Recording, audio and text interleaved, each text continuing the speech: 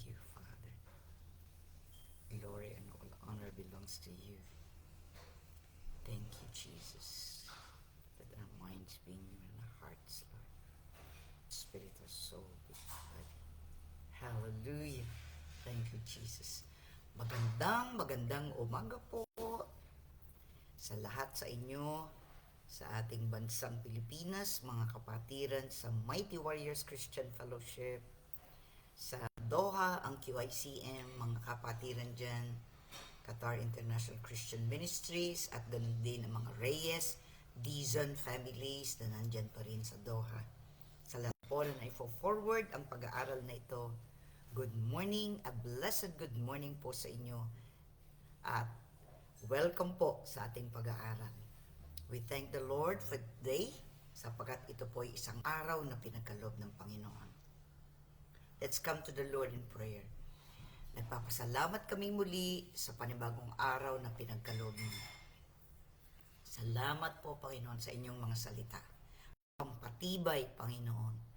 Pampagkain ng aming espiritu at ganun din ang aming pong kaisipan, aming pong kakayanang magdesisyon, ang aming pong damdamin ay maging ayon sa inyong kalooban at ganun din ang mga bagay na aming nakikita dito sa lupa. Papasalamat kami sa lahat ng biyaya at pagpapalang ibinubuhos mo sa amin araw-araw. Your grace is sufficient for us, Lord. Pinararangalan ka namin at dinadakila sa araw na ito at sa aming pag-aaral at ang kapangyarihan ng banal na Espiritu ang mapa sa aming lahat. Sa pangalan ng Panginoon Kristo, ito pong aming samudalangin. Amen. Amen. Good morning, Sister Tess Yusi, Sister Evelyn Oblea. Ayan, magandang umaga. So kahapon ay ating napag-aralan, ang huli nating binasa kahapon ay yung Ephesians chapter 6 verse 6. Doon ay ating nabasa ang sinasabi ng salita, may nakakakita man o wala, ganyan ang gawin ninyo. Hindi upang magbigay lugod sa mga tao, kundi dahil sa kayo'y lingkod ni Kristo at kusang loob na gumaganap ng kalooban ng Diyos. Kaya kahapon, ating pinag-aralan, kusang loob, yung hindi tayo napipilitan. Talagang desidido tayo, kumbinsido tayo sa ating desisyon na sumunod sa Panginoon, sa nais niya para sa buhay natin. Kaya yan po ay isa ring bagay na ating pagbubulay-bulayan. Kasi nga, huwag tayong gumagawa ng anumang bagay dahil napipilitan tayo. Alam naman ng Panginoon kung napipilitan lang tayo, di ba? It should be with all our heart. Yun pong sabi niya. With all our soul, with all our might, with all our mind. Ayan, yun sabi niya. Kusang loob na gumanap ng kalooban ng Diyos. Yun po yung ating emphasis, yung ating diin doon, kusang loob. So ngayon pong araw na ito, simulan naman natin, dito rin, nandito muna siya sa Ephesians. Book of Ephesians chapter 5, verses 15 to 17. Basahin natin. Ephesians chapter 5, verses 15 to 17. Yan, magandang umaga rin, Sister Novi Zaratan, Sister Madonna Licop Cruz. Good morning. So, basahin natin, Ephesians chapter 5, 15 to 17. Ganito po ang ating mababasa. Kaya't ingatan ninyo, ayun po, yan ang encouragement sa atin. Kaya't ingatan ninyo kung paano kayo namumuhay. Mamuhay kayong tulad ng matatalino at di tulad ng mga mangmang, sapagkat masama ang takbo ng daigdig. Samantalahin ninyo ang bawat pagkakataon na kayo'y makagawa ng mabuti. Huwag kayong mga hangal, unawain ninyo kung ano ang kalooban ng Panginoon. So, napag-aralan na rin po natin ito nung binanggit natin, ano ba ang pagkakaiba ng foolish person and a wise person, di ba? Alam mo natin, sa Biblia, kapag sinabi kang hangal, ito yung mga taong ayaw magpasakop sa Diyos. Those who rejected the ways of the Lord. Yung bang ang sarili nila, ang Diyos nila. Ang paraan nila, ang kanilang ginagawa. Those are foolish. with regard to the scripture. Yun ang sinasabi sa atin ng salita ng Diyos. Ngayon, tayo matalino kapag tayo ay nagpapasakop sa Diyos. Kung anong naisin niya, yun ang ating gagawin. So kung babasahin natin yan sa wikang Ingles, Ephesians chapter 5, verses 15 to 17, pay careful attention then on how you walk, not as unwise people but as wise, making the most of the time because the days are evil. So don't be foolish but understand what the Lord's will is. Ayun po. Napakaganda niya, sabi niya. Ang kapanahunan niya, diba, nakita natin nun, masama ang takbo ng daigdig. Kaya nga, how many years na ito po'y isinulat na? More than 2,000 years na ito. Ngayon, napapanahon, sabi niya, masama ang takbo ng daigdig. Ayan, sinasabi na yan. Making the most of the time because the days are evil. Ito ang pagkakataon natin to shine for the Lord. Do what is right. Know the will of the Lord and follow the will of the Lord. Kasi maraming mga tao, ang kanilang sinusunod ay sarili nila. Alam niyo po, this problem is not only a modern problem. It has been a long time ago, from the time of Adam and Eve. Doon natin makikita, God has put everything perfect sa kanila. He put them into the Garden of Eden, a garden built by the Lord. It's called the Garden of Delight. Nandun na lahat. They were in a perfect environment. Yet, their loyalty to God was tested. Yung kanilang gagawin o anumang bagay kanilang iisipin, gagampanan lahat ng bagay nito, kailangan ay nakatuon ang kanilang isip at damdamin sa Diyos. Pero, pinahintulutan din ng Panginoon sila'y matukso over two things, di ba? Alam natin yun. The tree of life and the tree of knowing good and evil. Yung tree of life was free to eat. Sipin na lang po ninyo, free to eat. Pero the other one is knowing good and evil. Ang tukso ng Diablo, you will be like God, sabi niya, kapag kaya na'y kinain nyo. Hindi kayo mamamatay, sabi niya. Hindi lang tinuwis niya, binaligtad niya talaga, hindi kayo mamamatay, you will be like God. Yan nga. They believe the lie. Pinaniwalaan ni Eva yung mali. Kaya kumuha siya at kumain at binigay din. Ano po ang ibig sabihin nun? Man wants to be independent of God. Gusto nila their own will, their own way, their own ways. Lahat. Gusto nila sila, ang sarili nila, ang pagdedesisyon. But that was the biggest mistake of mankind. Hindi tayo pwedeng mamuhay ng hiwalay sa Diyos. We were made for Him. Tayo ay ginawa ng Diyos para sa Kanya. It's not for the enemy, it's for God. He gave us life, siyang nagbigay ng buhay, siyang may katha sa atin. We were the best. Tayo ang pinakamainam.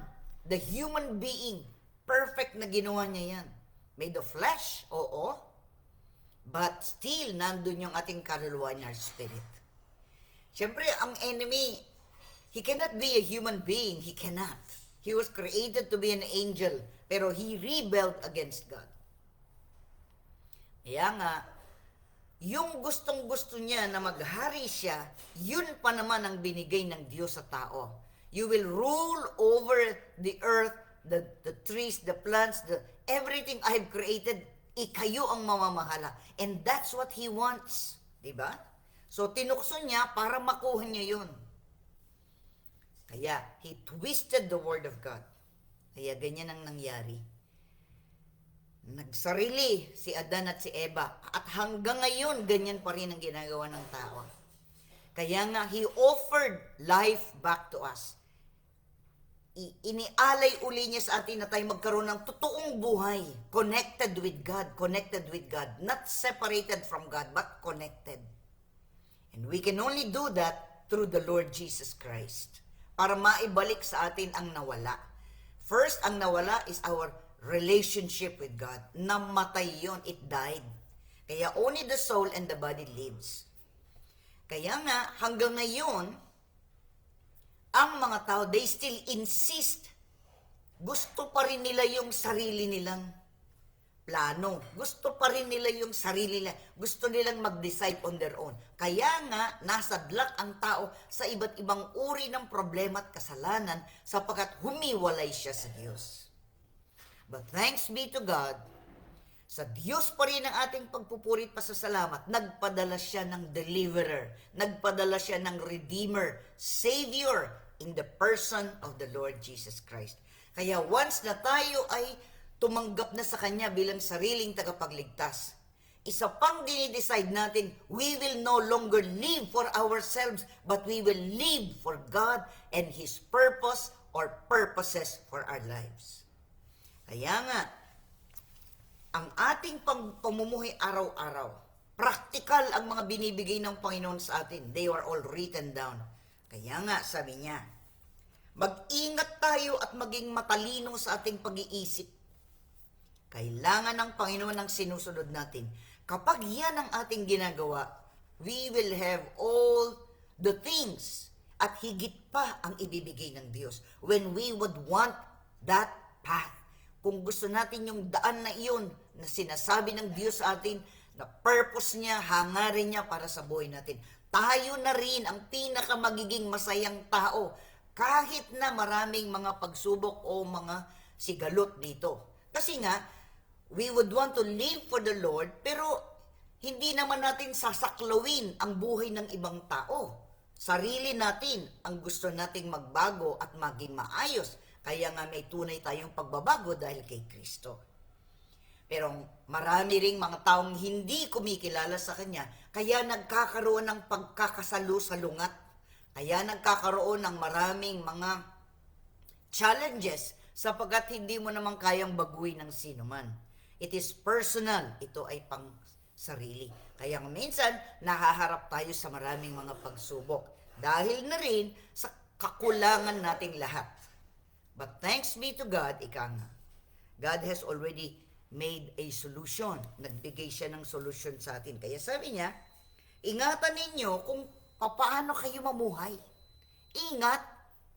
Hindi padalos-dalos. Hindi nagmamadali. Hindi agad kung ano ang naisip, sasabihin na kagad sa bibig.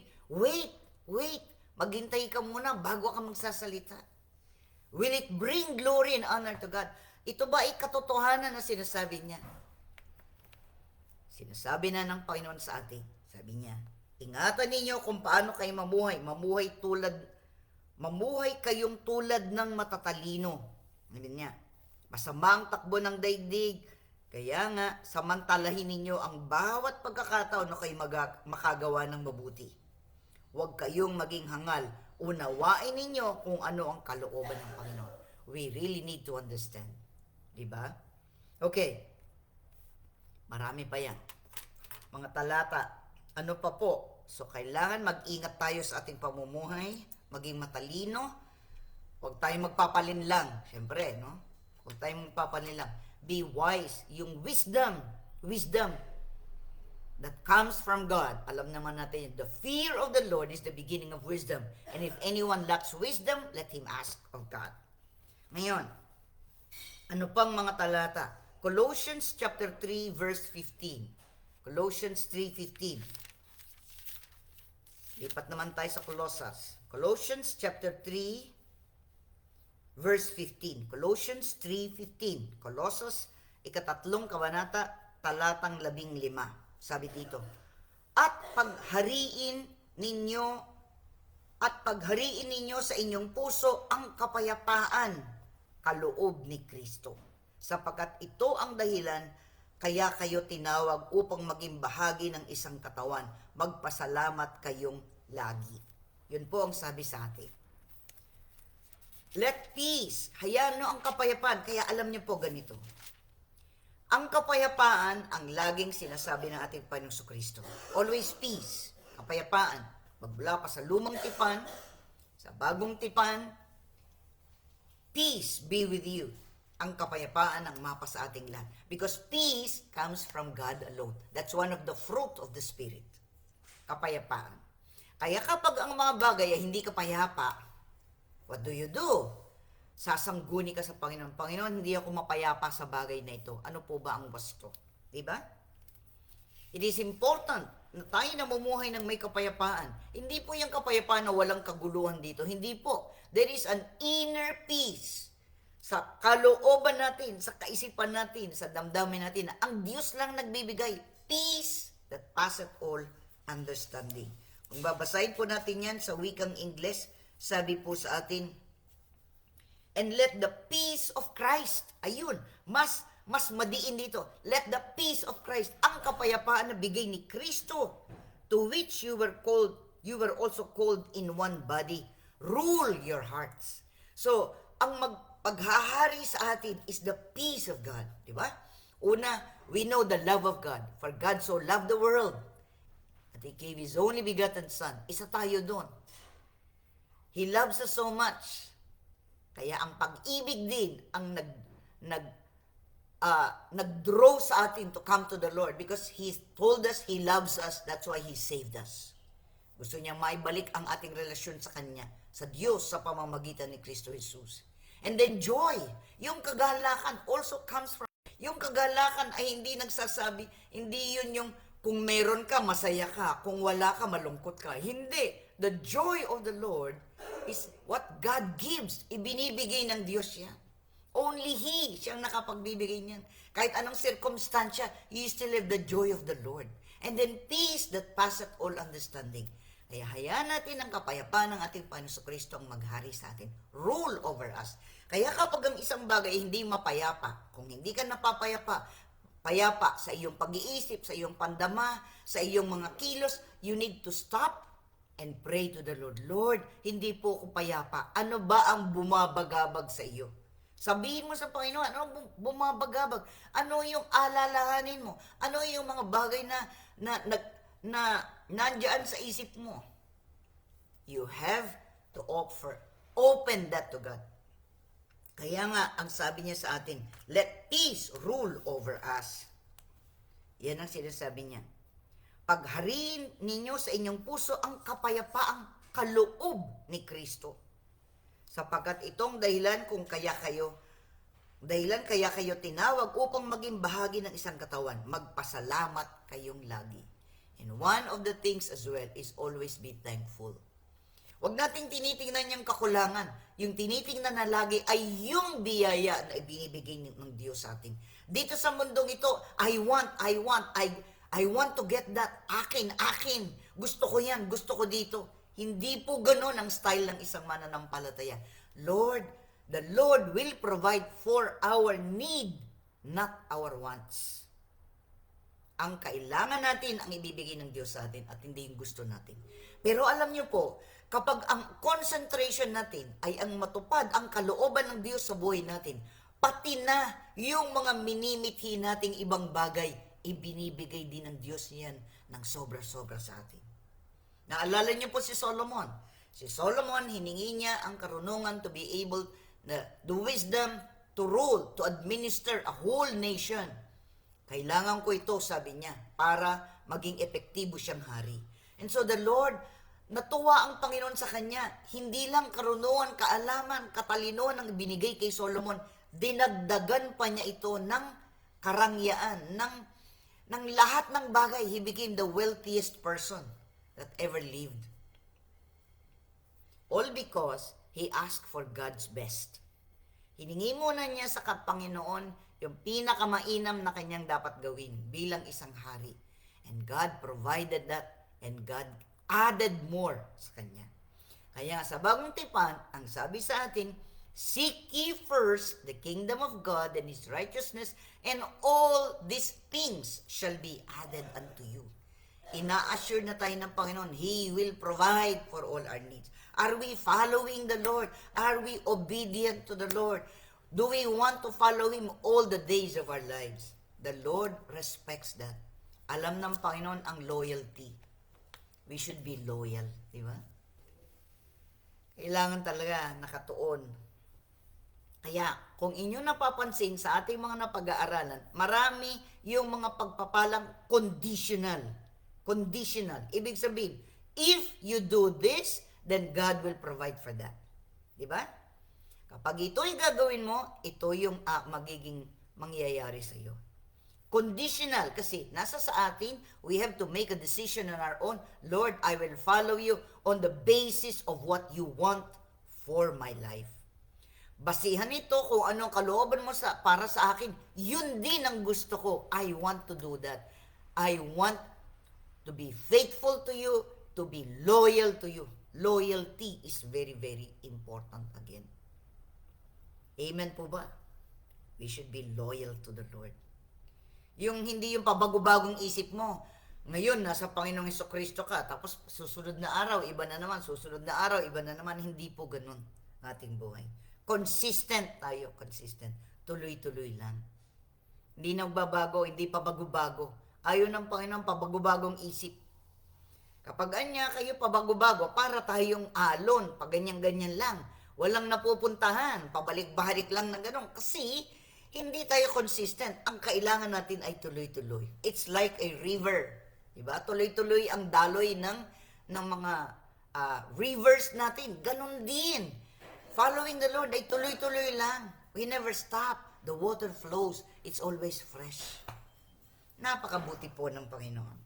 Anyway, sabi niya, we need the peace of God. Kailangan natin yan.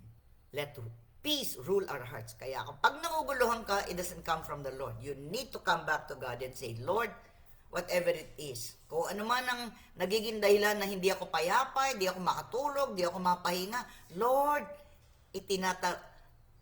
ini-entrust ko sa iyo lahat yan. Let your peace come upon me para maging masaya ako sa aking buhay. Ang kasiyahan sa buhay hindi nababase sa material na bagay. That's nothing. It always comes from the Lord. The best ang binibigay ni Lord. Kaya sa Kanya tayo hihingi. Ano pa? Sabi ng Panginoon in Romans chapter 13, verse 5. Book of Romans chapter 13, verse 5. 13, verse 1. I'm sorry. Romans chapter 13, verse 1. Romans chapter 13, verse 1. Ito rin po, kasi yan din ang nagiging question sa atin ngayon. At marami sa ating mga kababayan, ganyan. Ano po ang sabi ng Panginoon? Ang bawat tao'y pasakop sa mga pinuno ng pamahalaan sapagkat walang pamahalaang hindi mula sa Diyos at ang mga pamahalaang umiiral ay itinatag ng Diyos. Ano po yung ibig sabihin nun? Ang government, ang pamamahala ay itinatag din ng Diyos. Pero bago naging government o yung kapulungan ng mga tao who are elected or selected o made to be kings or princes or kung anong ganon, yung unang tinatag muna ng Diyos is the family. Tatandaan niyo po yan. Tinatag muna niya yung pamilya, which is Adam and Eve. They have a family with Cain and Abel, and then later on, it was yung ibang mga anak. Sunod-sunod na yon. So, ang unang itinatag muna ng Diyos is the family where there will grow, lalago sa pag-ibig, sa pangunawa, lahat ng bagay, how to have good relationship with one another, a husband and a wife, a husband to his kids, a wife to his kids, the kids to their mother and father, yung ganon. Itinatag muna niya ang pamilya. So that is the first nucleus. Ika nga, parang cell. Sinimulan niya yan. And then later on, as it builds up, ika nga, nang dumadami na yung mga family, he put the patriarch. Yung patriarch, ibig sabihin, yung pamumuno, but it comes from the family. Halimbawa, Abraham is a patriarch. Abraham, Isaac, Jacob, and all the 12 tribes. And under the 12 tribes, they have banner. Yung mga awat anak niya became tribal leaders sa kanilang mga angkan. And then later on, God has established the government. Nung pagkatapos na ni Noah, after, sorry, wag akong ma-confuse. Ngayon, in-establish muna niya yon, then we would know na in-establish din niya ang government pala. Sorry. The government, in-establish din niya yan. After Noah, nung sabi niya, ang pamamahala ay ibibigay na niya. Kaya nga, ang pamamahala, dahil dumadami na yung mga tao, so they would have to have leaders. Kailangan magkaroon ng leaders. Ang unang leader before was the man. And out of the man will grow more leaders. Tapos nung si Abraham na, when God called Abraham, kasi nauna si Noah before Abraham, Abraham became the patriarch. Yun ang pasimula na magkakaroon ng government but within the clan. Yung mga magkakamag-anak, magkakapamilya. So from Abraham, Isaac, Jacob, the 12 tribes, lahat. Lumawak na yan, dumami ng dumami. So ngayon, it was God who set it up. Tandaan natin yan. Ang Diyos ang nag-set up niyan. Siya ang nagsabi kay Noah about that. Na magkakaroon na ng ganon. Siyempre, dumandami ng mga tao. God explains and God tells the people on what to do. Kasi siya nga ang may akda sa atin. So, diba, Cain, Abel, Seth, dahil wala na si Abel namatay, and so Seth was there. At pagkatapos nun, ay lumawak na yung linya ni Cain, became people who rebelled against the Lord, yung ganon. Kaya nga, until masyado ng wicked ang mga tao, so he has to erase them. But only Noah and his family, alam natin yun. And so from there, nagpasimula uli ang Diyos kay Noah. I'm taking you to history. Kaya nagkaroon ng flood and everything, and God promised him, dun sa Genesis chapter 8, He promised again, dito, in Genesis chapter 8, God spoke to Noah, come out of the ark, you, your wife, your sons, and your sons' wives with you, bring out all the livestock, sabi niya, lahat, everything that moves on the earth came out by the ark, by their families.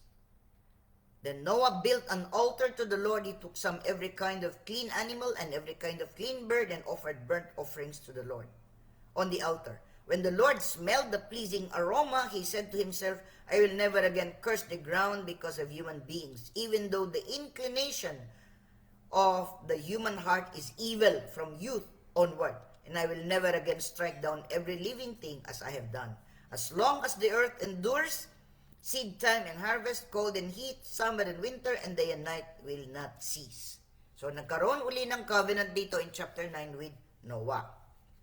Tapos, dumami na, but alam natin yung Tower of Babel, so nagkaroon na ng confusion, ang kanilang languages, Table of Nations, nando na, Tower of Babel, and then the Call of Abraham in chapter 12. Chapter 12 of Genesis. So, binigyan ko lang kayo ng konting background, so you will see this. Ngayon, ang Diyos ang nagtatag ng lahat ng yan. So, we have also a legal obligation. Meron tayong legal obligation to obey. Hindi lamang yung ang Diyos sa ating sinusunod, meron din siyang inilagay na mga pamantayan kung alin. Kaya nga, sabi ng Panginoon, pasakop tayo sa mga pinuno ng pamahalan sapagkat walang pamahalang hindi mula sa Diyos. At ang mga pamahalang umiiral ay itinatag ng Diyos. Ang sinabi niya, ang government, siya ang pasimula. Sabi niya, siya ang nagtatag. So it doesn't necessarily mean yung tao. Tatandaan niyo po? Pero yung hierarchy na inilagay ng Panginoon, doon tayo nagpapasakop.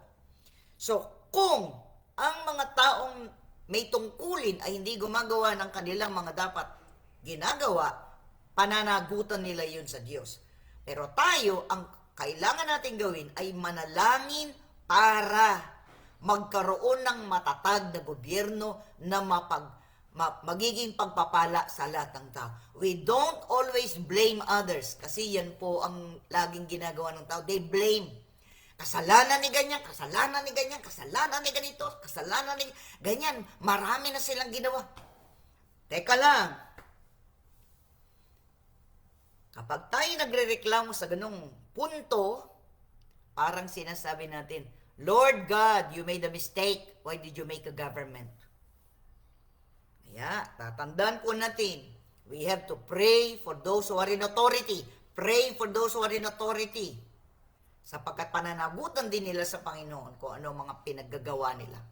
Pero tayo, we have to submit because God has instituted it. Yun po yung idea. Siya ang Diyos ang nagtatag. So, tayo ay sumusunod dahil may itinatag ang Diyos. Ngayon, kung gumagawa sila hindi mabuti, what do? We pray for them. Hindi lang yun. We voice out our concern kapag kailangan. Di ba? So, the first way that we say our concern is we go to God in prayer. Lord, nabalitaan ko ganito. How true is the social media? How true are yung mga balita? How true ang mga bagay niyo? We don't even know. Maybe there is behind it na naninira para masira. Kaya nga, hindi tayo basta naniniwala doon. Whatever we hear, whatever we see, hindi yun. Hindi yun. That is not the factor. The factor is always God. Sa Diyos palagi. Kaya tayong mga mananampalatay, we are the light of the world, we are the salt of the earth. Kaya sana po, yung mga obligasyon natin, yung mga kinakailan, tapos meron akong nakita doon, sabi niya, ayan, nagbayad na ako ng tax, ayan, pwede nyo nang kurakutin. Sinabi pa naman niya yun. Wow, sabi ko, ayan, nagbayad na ako ng tax, pwede nyo nang kurakutin. Wow. Wala po tayong karapatang magsalita ng ganun. Dahil hindi naman lahat ng tao gumagawa ng masama. Huwag na nating parang pinagkaisa mo na lahat ng mga taong yan. Mali ang ginagawa nila. Para mo nang sinabi yun. We don't judge. We are not the judge. God is. We have an obligation to do what God wants us to do and we follow that. Simple lang. Simple lang. It's not hard. It's simple. So, ano ang mga bagay nating natutunan ngayon? Kung sa kusang loob nating gawin ang mga bagay na pinanggagawa ng Panginoon, maging maingat at magkaroon ng matalinong pag-iisip, magkaroon ng kapayapaan sa puso, sa pamamagitan ng kapangyarihan ng Banal na Espiritu, at ang mga kailangan nating obligasyon, ginagawa natin yan. Diba nung tinanong, last point na lang ito, nung tinanong ang Panginoon, pinakita yung coin sa kanya, diba? Yung coin, sabi niya, paano niyan? Kailangan ba kaming magbayad ng tax? Tapos sabi ng Panginoon, give me a coin. Sabi niya, sino ang nakalagay dito? Sabi niya, si Caesar. Sabi niya. So ano sabi ni Jesus? Give to Caesar what is due to Caesar and give to God what is due to God. Wow! That was the best answer Jesus said. Hindi siya nag-side kanino man. Yung para dito, itinatag ng Diyos yan, gawin nyo yan. Yung para dito, yung sinabi ng Diyos sa inyo na gagawin nyo, gawin nyo yun. Tapos, ang tanong, wala na silang masabi. Diba? Yan nga, itinatag ng Panginoon lahat ng bagay na yan. Huwag natin ireklamo yun. God has already put the system there. It's a system. It's an organization. Somebody has to be there. God has already set it up. Kaya nga, be respectful. Be respectful. Respect others. Dahil hindi mo naman alam. Halimbawa, tumatawa lang siya gano'n. I-judge mo na siya. Oh, may kalamidad, tumatawa pa. Bakit naman? Tao yun. Hindi naman siya tumatawa dahil dun sa sitwasyon. Tumatawa siya dahil merong joke na narinig siya. We don't judge. We are not the judge. Tatandaan po natin yan. Let's come to the Lord in prayer. Lord, salamat po na lahat ng bagay tinuturo mo sa amin. How to live, how to think, how to acknowledge, how to say the word. What should be our feeling? How should we view it? Ano ba ang aming world view? Ano ba ang aming God's view? Panginoon, tulungan mo kami. You're always first and will remain first in our lives because we've already decided that. But thank you, Lord, you are clearing it out. Kinaklara mo, pinapaliwanag mo yan sa amin para alam namin ang kailangan naming damdamin, ang kailangan naming gawin. Instead of complaining, we will pray. Sabi mo, pray without ceasing. Kaya maraming salamat, Lord. Ang mga tuntunin mo ay wasto, tama at totoo at hindi pabago-bago. We thank and praise you for who you are. You are our holy and righteous God, so we will do the same. In Jesus' precious name and by the power of thine Holy Spirit, we claim this. Amen and amen. So receive, tanggapin nyo lahat ang mga panukala ng Diyos. Tanggapin nyo mga kapamaraanan ng Diyos. Manatili ang ating loyalty sa ating Diyos. Be loyal to God. Be sure of what you are doing before the Lord. Live a holy life katulad ng sabi niya. So you will receive all the things that you need for life and godliness in Christ Jesus. There is healing, there is salvation, there is a good life, the abundant life which is promised. You will enjoy all that if you obey and be loyal to God. Be faithful to God. In Jesus' name, in Jesus' name. Maraming salamat po. So I'll see you next week. Thank you. Salamat din, Sister Jean V. Almario. Salamat sina Sister Tess Yusi, Sister Novi Zaratan, Sister Madonna Licob Cruz, Sister Evelyn Oblea. Ayan, salamat po sa inyo. Sister Mariat Carlos. Ayan, salamat po. Andyan pa kayo. So, mag-greet ko kayo na kayo ay nandyan.